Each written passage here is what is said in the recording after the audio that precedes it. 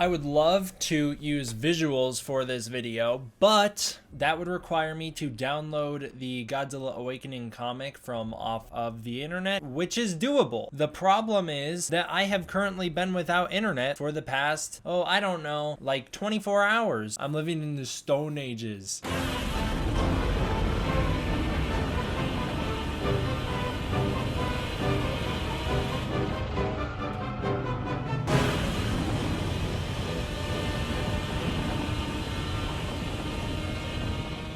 What's up everybody, Demon back, and today we are going to be doing kind of a weird video, kind of coming out of nowhere, but we are going to be reviewing Godzilla Awakening. I've had this comic since 2014 when it came out. I read it back in the day, not very well, we'll talk about that, but I read it back in the day. I absolutely hated it, and I wanted nothing to do with it, so I basically threw it to the side and was like, I'm never going to touch it again, and then I did, because Godzilla King of the Monsters came out. I was doing all these Godzilla Explained. I have a whole bunch more that I'm going to do, that I'm working on, but I got more that I got to do, and so I'm like, hey, I want to get all caught up on the MonsterVerse lore. I want to know everything there is to know about the MonsterVerse. So I reread all the comics from Godzilla Awakening. I sat down, I just read them all straight. Godzilla Awakening, Skull Island, Birth of Kong, and Godzilla Aftershock. And now we're here doing this, and I figured why not talk about it?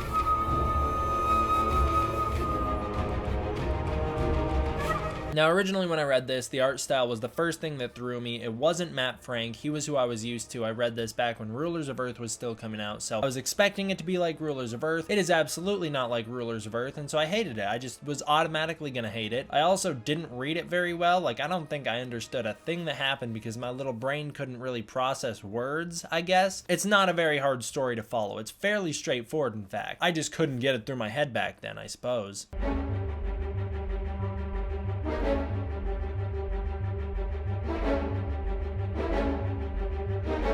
What is the story of Godzilla Awakening, you may be asking? Well, Ishiro Serizawa, our Ken Watanabe character, or Watanabe, depends on how you want to say it, was informed of Monarch in the 1980s by his father. This is like a flash forward, or I guess present day. And then you cut to back in the past to find out Serizawa's father's story, because his dad's like, hey, I gotta tell you something. We find out that Serizawa was somehow born in 1945, which we'll talk about at the end. He lived in Hiroshima up until it was bombed, and then him and his dad had to move. In 1945, Hiroshima is bombed. Shinomura is a new weird looking ghost kind of monster. It wakes up, and so does Godzilla. Godzilla wakes up as a result of the first atomic bomb being dropped on Japan. Shinomura attacks Eijin Serizawa, who is Serizawa's dad. The name is a reference to special effects director Eijin Tsuburaya, who worked on a bunch of the Showa Godzilla movies and Ultraman and everything like that. In 1946, Eiji is attacked. He's a soldier. He is attacked as he is trying to help Americans as their ship has been destroyed by Shinomura. During this attack, Godzilla appears, but it's too late. No one winds up seeing him. Shinomura escapes, and Godzilla goes undetected by everybody. Monarch comes to Eijin and is like, hey, we really want you on our side because you survived a monster attack, so that automatically makes you qualified somehow. They are already pre-established by the time Serizawa gets there in 1946. Good to go. That actually checks out with continuity. Over the next few years, Godzilla starts to hunt down Shinomura all over the world, and there's a whole bunch of reports seeing him from different places. He's basically a myth. That is actually very in character for Godzilla. We see him do it in Awakening with Shinomura. We see him do it in Aftershock with Muto Prime. He does it in Godzilla 2014 with the male Muto, and he does it in Godzilla King of the Monsters with Ghidorah. He just hunts down anyone he doesn't like. It's pretty cool. Eijin learns of Godzilla, but no one else believes in him. It's actually some dude in Guam who's the first person to name Godzilla Gojira. In continuity, I don't know. That's a pretty underwhelming origin story for where the name comes from, in my opinion. Godzilla goes undetected by Monarch throughout the 1950s. Shinomura has some sort of hive mind, or it's like a bunch of hive creatures. It's single-celled organisms that comprise this larger creature, as Monarch finds out when they capture one of them. Eijin is the only one who believes in Gojira, and he decides to dedicate his life to proving Gojira exists. In 1954, on Monosta Island, I have no idea how to say that, there is a fight between Godzilla and Shinomura. Monarch finally meets Godzilla. Eijin recommends we let Godzilla fight. He wants Shinomura and Godzilla to duke it out so that Godzilla can prove dominance and stay on top of everything and maintain the natural order, not sure how he already knows that Godzilla is the natural order, but he just has an idea. He's like, sure. The military's like, nah, no thanks, we want both monsters dead. So they lure both creatures to Bikini Atoll, where they blow up a hydrogen bomb in 1954. Shinomura is vaporized and Godzilla disappears in the aftermath. Ijin warns Serizawa not to let anyone make the same mistake twice. He's like, hey, don't let the military try and kill Godzilla. And also, let's let Godzilla be Earth's balance, because he can do it. And so that's where Serizawa gets this mentality from. Again, not sure how Ijin Serizawa knew any of that, but he was like, yeah, it makes sense to me. And so Ishiro Serizawa, he was like, yeah, it makes sense to me too, I guess. Although one thing I will say is probably Serizawa's dad would not be happy to know that Serizawa just blew up a atomic bomb right in Godzilla's face. He'd be like, hey, isn't that exactly what I warned you not to do? Either way, Serizawa joins Monarch in the 1980s, and there you go. That is the story.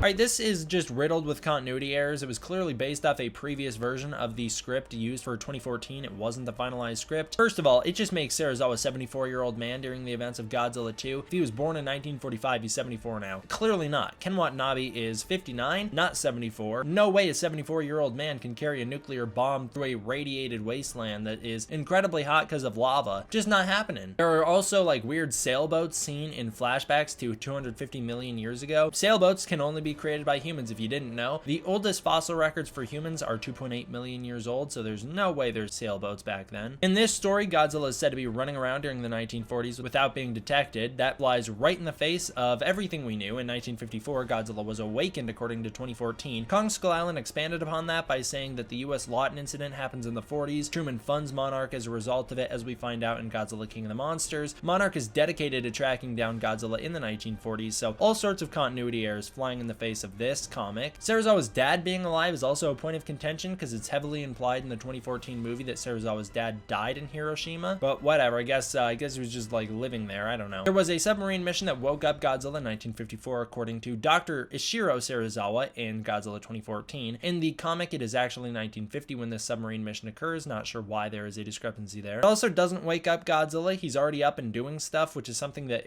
I just couldn't wrap my head around, even as far back as 2017, or even as recent, I should say. Even as recent as 2017, I was still saying, doesn't make any goddamn sense. Godzilla's supposed to be asleep. How could he be swimming around? And also, Shinomura is never mentioned anywhere. This is like a big deal for Monarch. It's what Monarch was doing in the 1940s and 50s, was trying to hunt down and kill Shinomura, and you never hear about him. You never hear about him in the newspaper clippings from King of the Monsters. You never hear about him in the redacted text of Godzilla 2014. You never hear about Shinomura. He has not existed. He is not acknowledged by Monarch.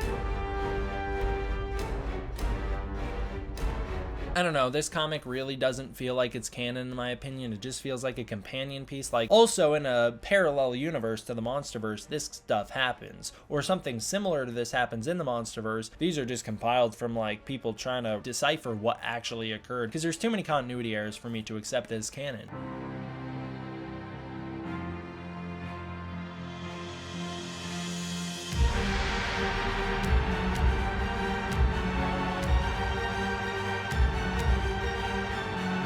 Overall, the story is just alright. It's not great. I think they do a lot better in the later MonsterVerse comics. The story is just okay. Certainly not my favorite Godzilla comic by any means. The art also, like I said at the start, it's not Matt Frank. I've gotten used to that. I don't need Matt Frank's art in Godzilla comics anymore like I did back in 2014, but the art style isn't my favorite. I do like it though. I don't have a problem with it anymore. I just don't think I like it as much as some of the other artists who do some of the other Godzilla comics, and especially it does not hold up to some of the other art in the MonsterVerse comic series. So overall, I'm going to give Godzilla Awakening a 6 out of 10. It's just not great. It's okay. That's really all I can say about it.